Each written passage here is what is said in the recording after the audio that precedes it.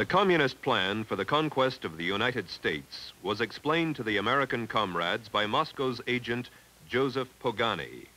Pogany was sent to this country by Stalin for the specific purpose of laying the groundwork for the agitation that would eventually develop into a Negro revolutionary movement. American Negro Problems was published in 1928 by Joseph Pogany using the alias John Pepper, and carried the official communist line for America. The Workers' Communist Party of America, in its fight against imperialism, must recognize clearly the tremendous revolutionary possibilities of the liberation movement of the Negro people. The Black Belt of the South, with its starving and pauperized Negro farmers and Negro agricultural working masses, with its Jim Crowism, its semi-feudal status, and its political system still bearing the earmarks of the period of slavery, constitutes virtually a colony within the body of the United States of America. The Workers' Communist Party of America puts forward correctly as its central slogan, abolition of the whole system of race discrimination, full racial, social, and political equality for the Negro people. But it is necessary to supplement the struggle for the full racial, social, and political equality of the Negroes with a struggle for their right of national self-determination. Self-determination means the right to establish their own state, to erect their own government. The Negro communists should emphasize in their propaganda the establishment of a Negro Soviet Republic. In 1934, the communist writers James W. Ford and James S. Allen further defined the Soviet Negro Republic. The actual extent of this new republic would in all probability be approximately the present area in which the Negroes constitute the majority of the population. In other words, it would be approximately the present plantation area. It would be certain to include such cities as Richmond and Norfolk, Virginia, Columbia and Charleston, South Carolina, Atlanta, Augusta, Savannah, and Macon, Georgia, Montgomery, Alabama, New Orleans, and Shreveport. These cities, and the cities which lie within their spheres of influence, became known in communist writings as the Black Belt of the South, and were to constitute the nucleus of a future Soviet republic.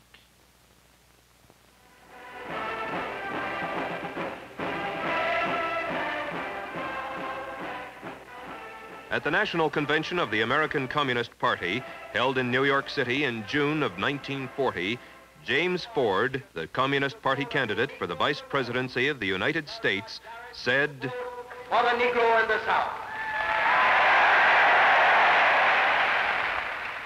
my people, the Negro people of America, have in the Communist Party their best defender, the unfailing champion of their cause. I accept its nomination for Vice President of the United States."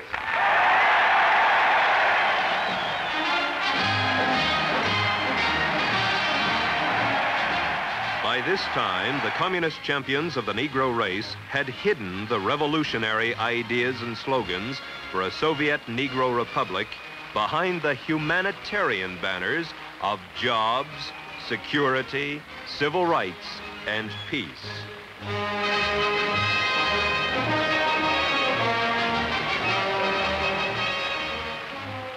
These humanistic issues were to provide the friction necessary to divide the American people and lay the groundwork for revolution.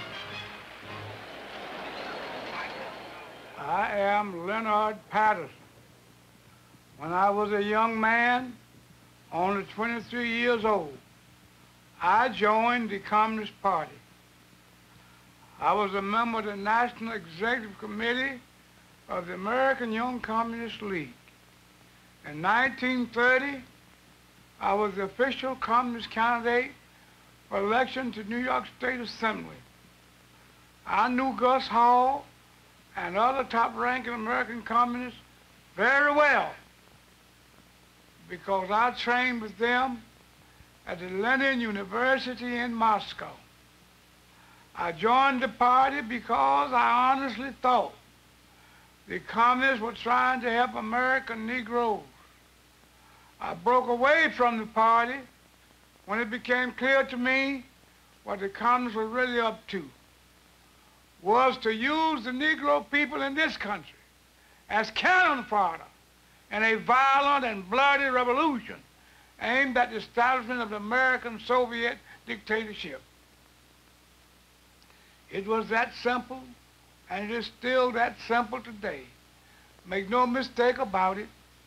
What is happening in the United States right now under the banner of civil rights is exactly what has happened in China, in Cuba, in Algeria, and many other places around the world. I'm Julia Brown. For 9 years, I was a member of the Communist Party, serving as an undercover agent for the FBI. During that time, I learned that the communist conspiracy had been planning and working for years to bring violent revolution to America. It was to be a communist revolution, but the great majority of the American people would not be allowed to realize that until it had already happened.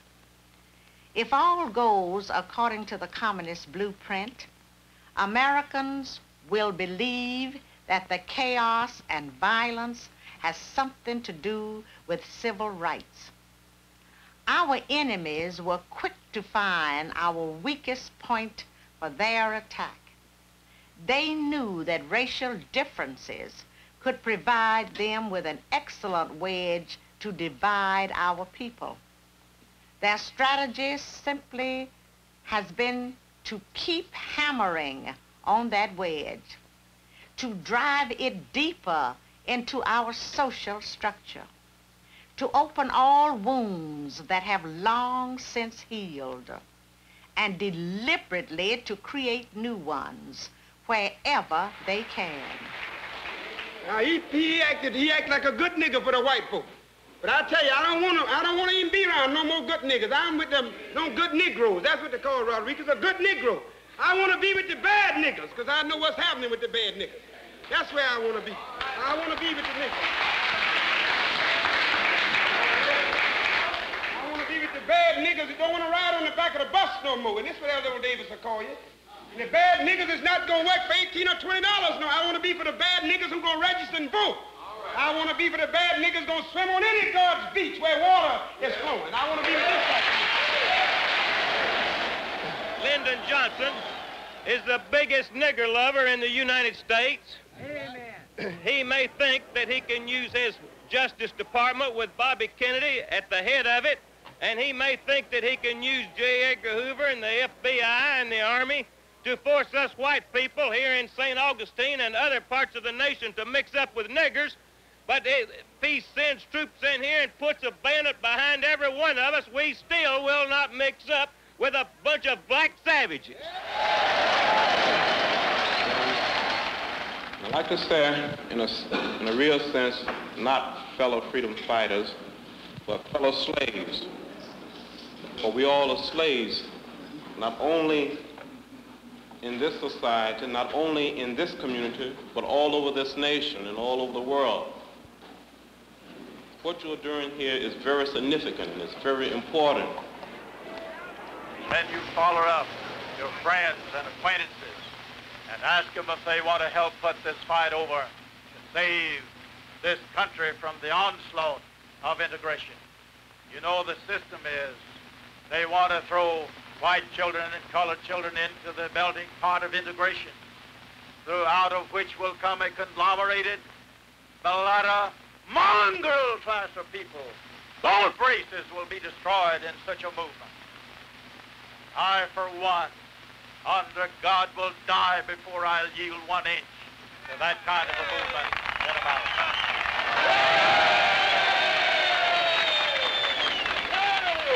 And not only has the black man got a champion, they call him Martin Luther King, we call him Lucifer.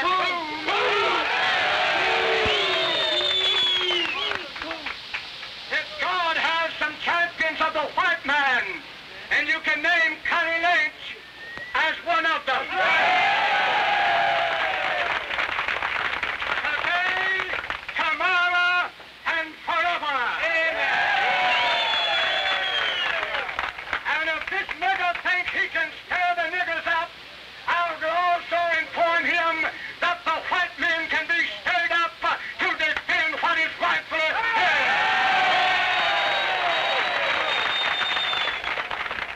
So the seeds of dissension were sown among both the black and the white races. And inexorably, the people of the United States were being divided according to plan. Among the so-called downtrodden and oppressed, among the supposedly starving and pauperized Negroes, the enemy was referred to as Whitey, Mr. Charlie, the Man, and the U.S.A. Phase 1 was well on its way. Now it was time to implement Phase 2, create the appearance of popular support, beguile the people of the United States and the world into believing the pious fraud that the civil rights uprising, led by a handful of agitators, was a popular movement of the whole Negro race in the United States. Now, this doesn't mean that there isn't a legitimate need for the advancement of civil rights for many of our Negro citizens. Of course, there is a need there. Otherwise, communist agitators posing as civil rights leaders could never hope to enlist massive support for their schemes. The aspirations of Negroes for full equality were not created by communists, but they are used by communists in such a way that idealistic Americans of all races can be tricked into implementing the communist blueprint for revolution. Having been on the inside of the Communist Party, it's easy for me to recognize this revolutionary agitation in disguise. But the average American finds it's hard to believe that something as worthy and noble sounding as a civil rights movement could possibly be a communist maneuver. Communism must be built with non-communist hands. The revolutionary accepts reform in order to use it as a cover for his illegal work. By concealing the true communist objectives behind appealing slogans and pretended humanitarian goals, the conspirators are able to dupe hundreds of uninformed opportunists and misguided idealists into supplying the non-communist hands needed in the overthrow of this republic. Thoroughly deceived, some of the Negroes cry for liberation through the slogan, "Freedom Now."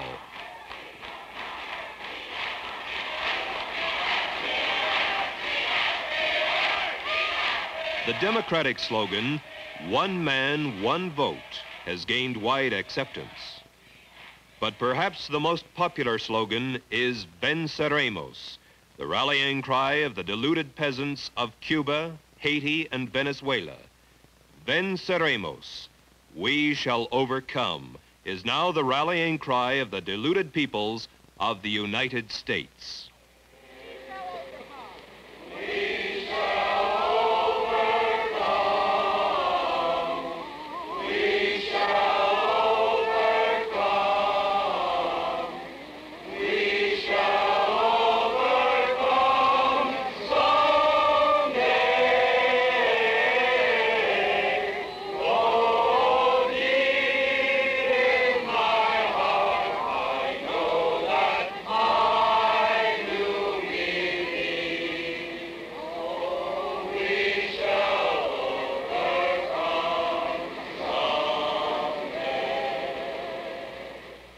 When I was studying communist tactics and strategy in Moscow, my instructors emphasized the importance of using honest grievances and popular slogans as a smokescreen to cover up the true nature of the revolution.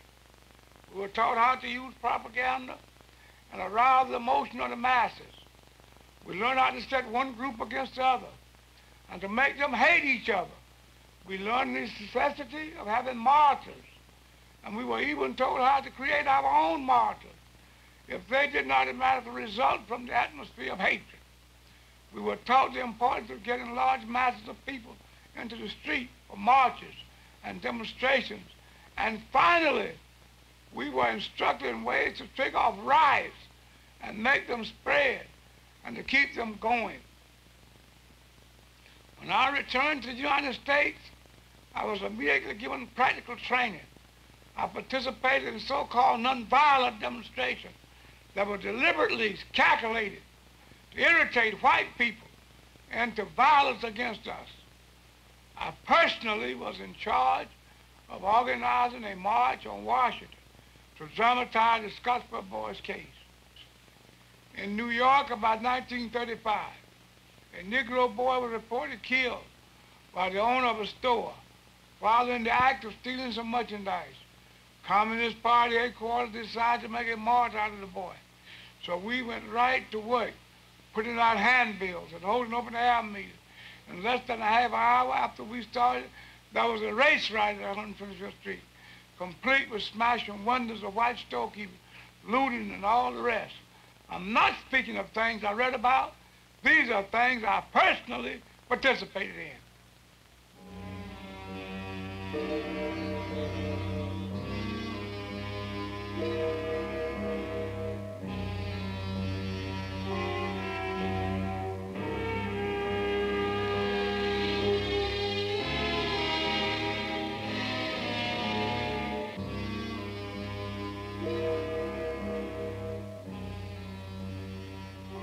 As it was in Cuba, so it was in Algeria.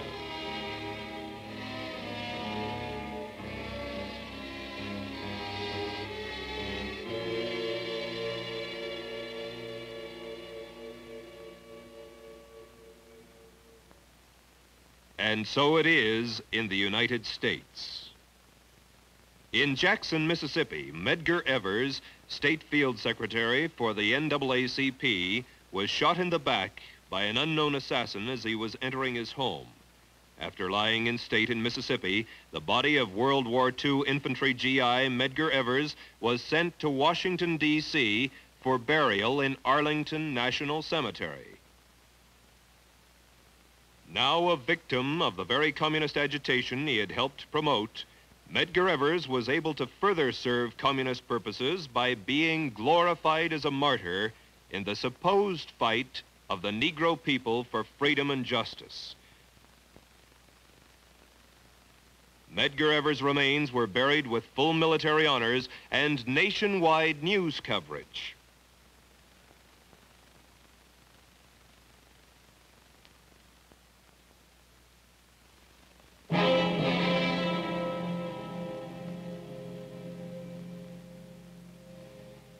As it was in Cuba,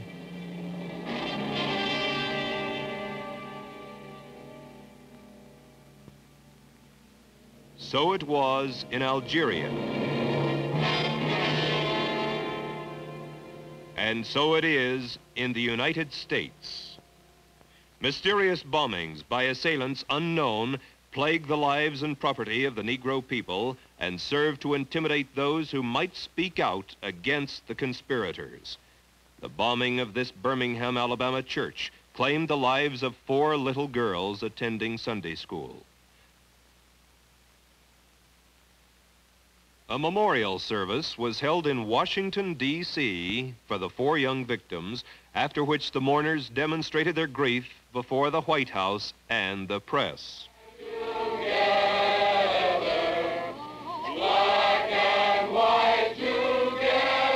A martyr that rallied the sympathies of the nation was the lovely Viola Gregg Liuzzo, who was shot to death while driving between Selma and Montgomery, Alabama, with a Negro civil rights worker.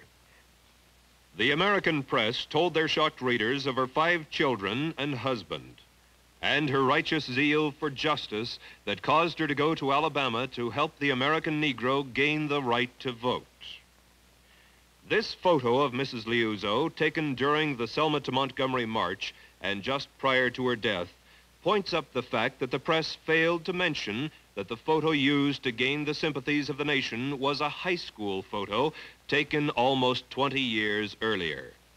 That her 5 children were by 3 husbands.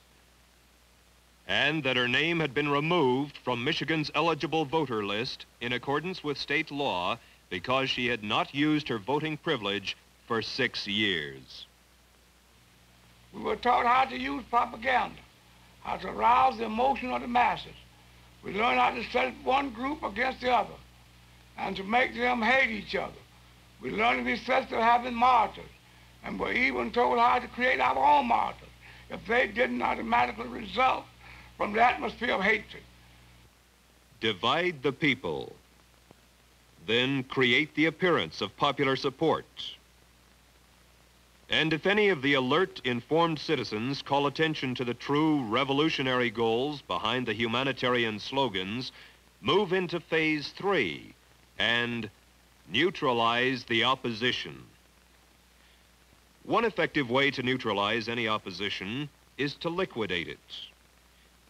In the summer of 1965, a respected Negro farmer in Alabama dared to speak out critically against the civil rights revolutionaries.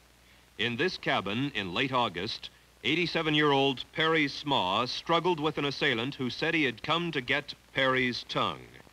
The aged Negro's skull was crushed with a cast-iron frying pan, the attacker striking with such force that the skillet was broken. Then the intruder pulled Perry's tongue from his mouth and with a butcher knife cut it off all the way back to the old man's tonsils. Perry Smaw, the man who dared defy the conspirators, died 6 days later. In China, Cuba, and Algeria, terror was also a most effective weapon in intimidating and neutralizing the opposition. And there's another, even more widely used method of neutralizing and paralyzing opposition to communism's conquests. We can and must write in a language which sows among the masses hate, revulsion, and scorn toward those who disagree with us.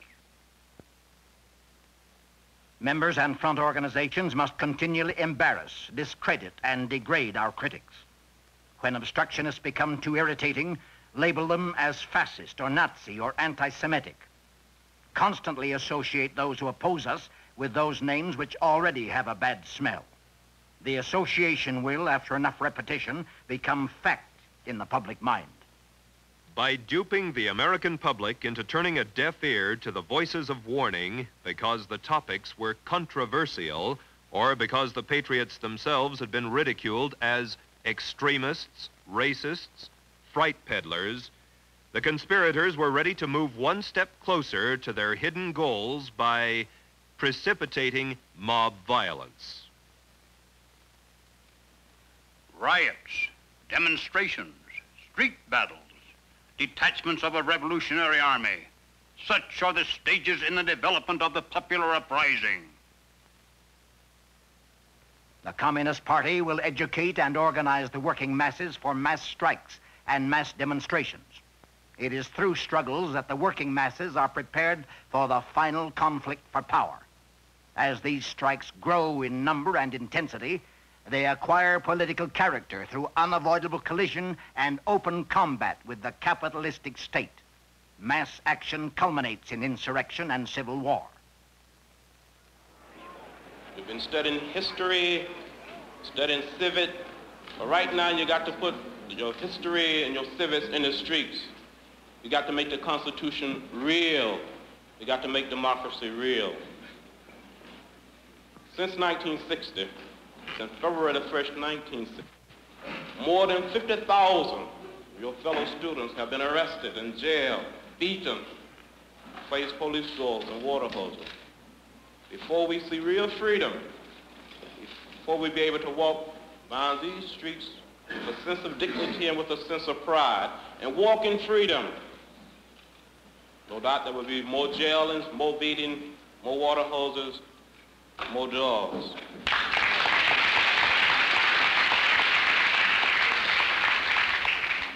The other thing is this: we are determined that this city will not celebrate its quadricentennial as a segregated city if that celebration takes place.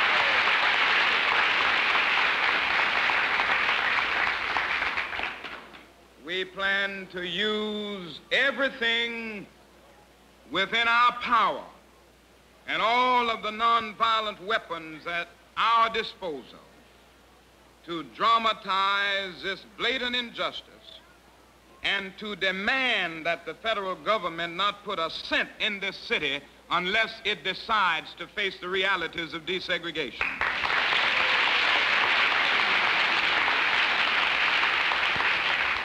Right time, when Martin Luther King said march, we're going to have our marching shoes.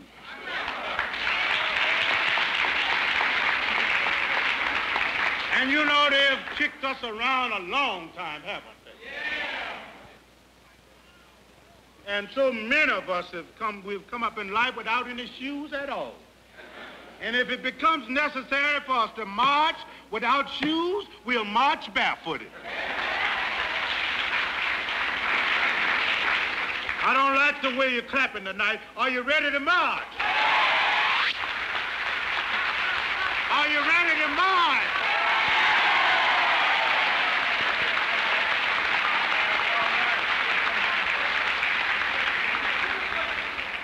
Men, we are not afraid of dogs. No. Are we, children? No.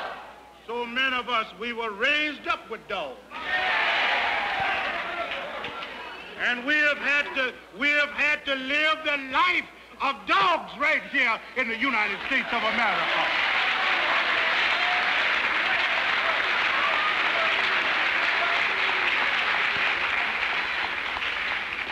I want you to raise your hand high tonight. Everybody that's ready to march, raise your hand high. Raise it high. Are you ready to march? Are you ready to march? If you're ready to march, I want you to raise both of your hands above your head. I want you to stand up on your feet. Keep your hands high. Now bring them together and clap them together. Everybody wants freedom. Everybody wants freedom. Everybody freedom.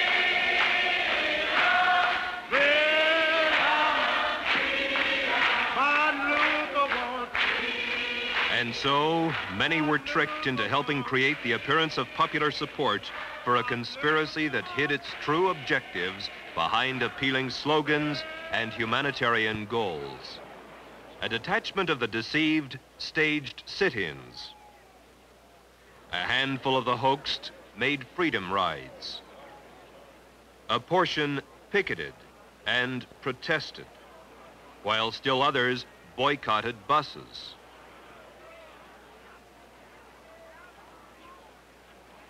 And then more of the deluded mobs marched and demonstrated.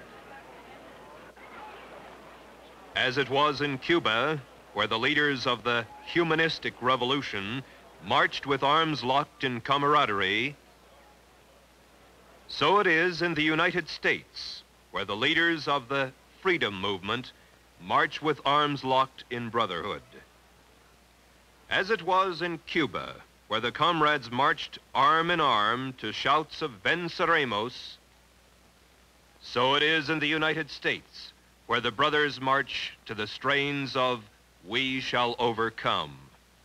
We shall overcome.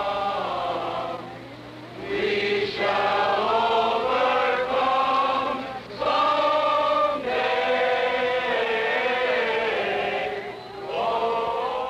In 1965, Martin Luther King explained the purposes of the marches and demonstrations as follows. The goal of the demonstrations in Selma, as elsewhere, is to dramatize the existence of injustice and to bring about the presence of justice by methods of nonviolence.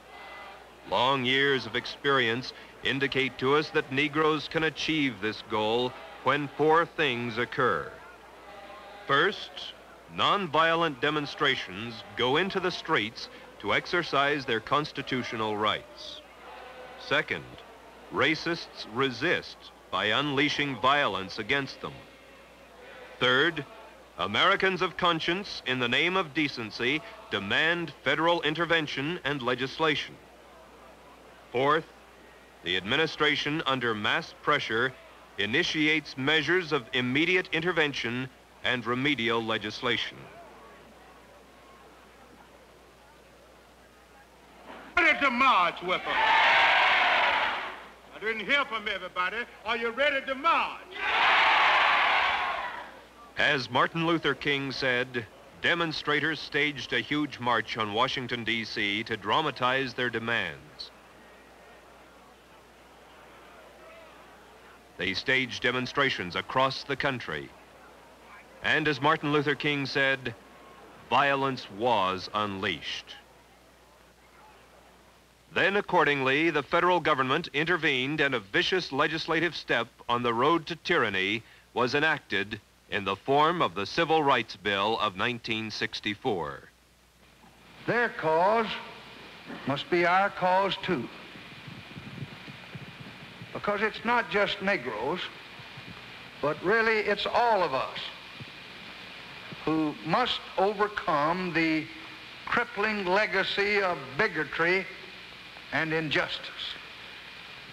And we shall overcome. Black and white together. Black and white together. Now we mean business. Are you ready to march with us? As Martin Luther King said, the demonstrators staged a huge march from Selma to Montgomery, Alabama, to dramatize their demands.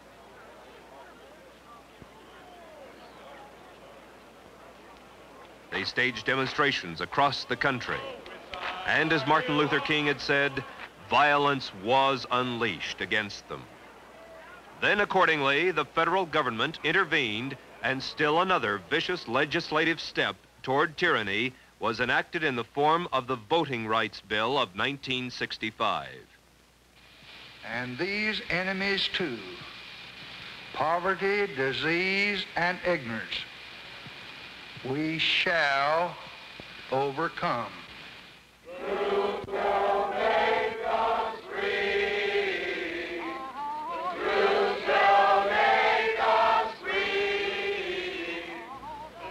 I broke away from the party when it became clear to me what the communists were really up to was to use the Negro people of this country as cannon fodder in a violent and bloody revolution aimed at the establishment of an American Soviet dictatorship. Give me that old freedom spirit. Give me that old freedom spirit. It's good enough for me. It was to be a communist revolution, but the great majority of the American people would not be allowed to realize that until it had already happened. If all goes according to the communist blueprint, Americans will believe that the chaos and violence has something to do with civil rights.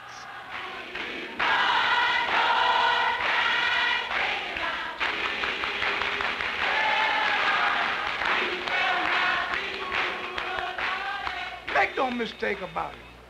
What is happening in the United States right now under the banner of civil rights is exactly what has happened in China, in Cuba, in Algeria, and in many other places around the world.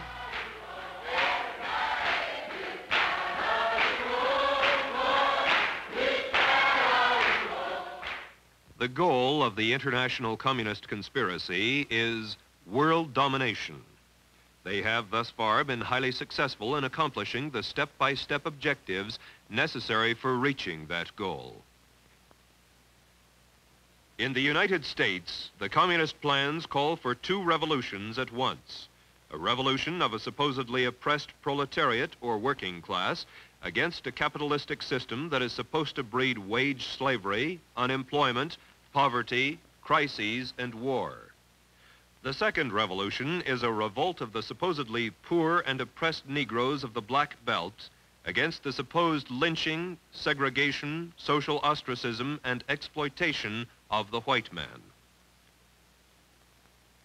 Currently, what the communists call their Negro Revolutionary Movement, now masquerading behind the humanitarian banners of civil rights, is contributing tremendous momentum to the communist plans to take over the United States. Divide the people. Get them fighting among themselves rather than their common enemy. Create the appearance of popular support through a favorable press and the use of terror, intimidation, and the creation of martyrs. Make the world believe the revolution is a popular one, particularly among those being liberated. Neutralize the opposition. When obstructionists to the cause become too irritating, label them as fascist, Nazi, anti-Semitic, extremist, racist, controversial. Precipitate mob violence. Get the mobs into the streets. March and demonstrate. As the demonstrations grow in number and intensity, they will acquire political character through the desired collision and open combat with the forces of law and order. Since mass action culminates in insurrection and civil war, what of the fifth principle of the communist strategy?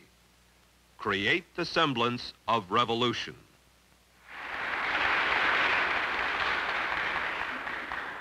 Had not this rotten, fascist, racist cop, lieutenant, that killed the young Powell boy, had he not killed the boy very well might have died in South Vietnam in the name of freedom. Could have very well have died in South Vietnam in the name of freedom. In the name of freedom.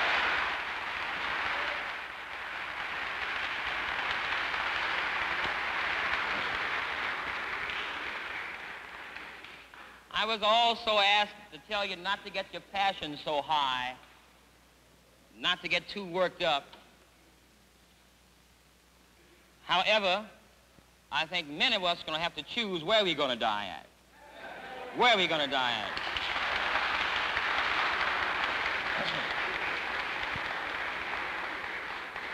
We're going to have to decide whether we're going to die on the streets of the United States or in South Vietnam. I would choose the United States myself. I would choose the United States myself.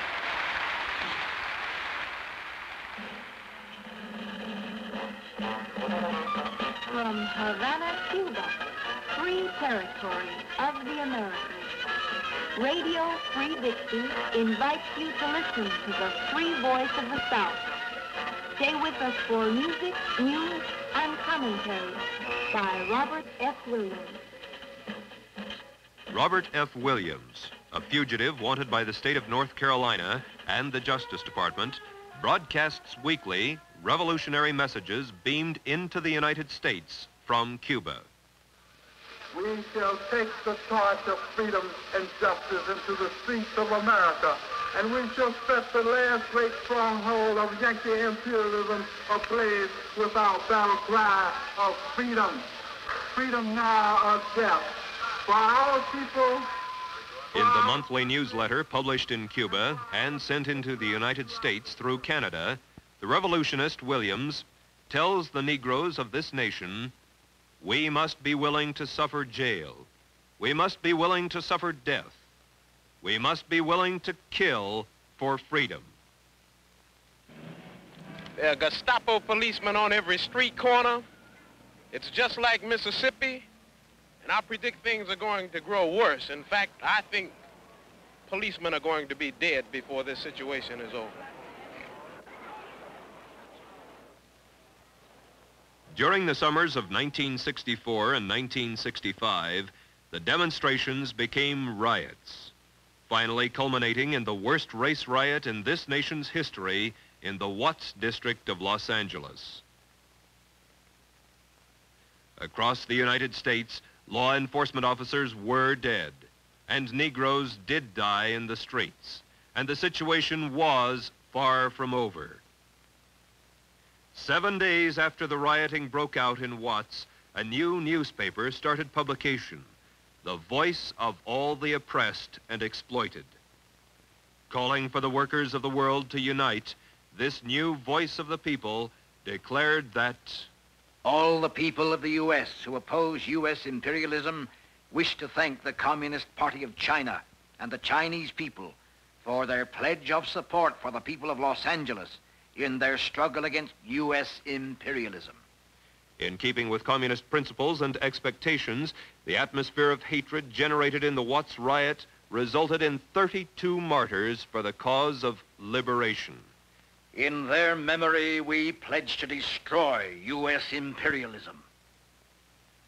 In 1928, and again in 1934, and still again in 1965, we hear, "The Negro people constitute a nation in the Black Belt of the South." And lest there should be any misunderstanding, Nobel Peace Prize winner Martin Luther King followed the example of Lenin Peace Prize winner Fidel Castro and Lenin Peace Prize winner Ben Bella, and protested that, "I am sick and tired of people saying this movement has been infiltrated by communists and communist sympathizers. There are as many communists in this freedom movement as there are Eskimos in Florida."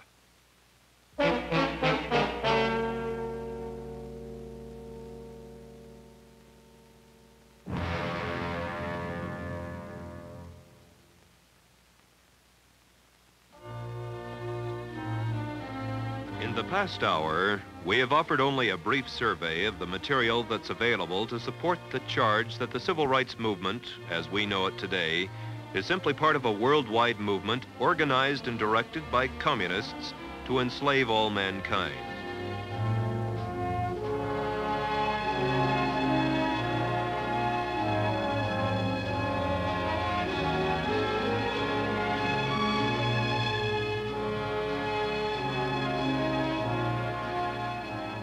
There are hundreds of additional witnesses and thousands of additional facts to testify to the communist involvement in the American civil rights movement, but the limitations of time prevent their inclusion here.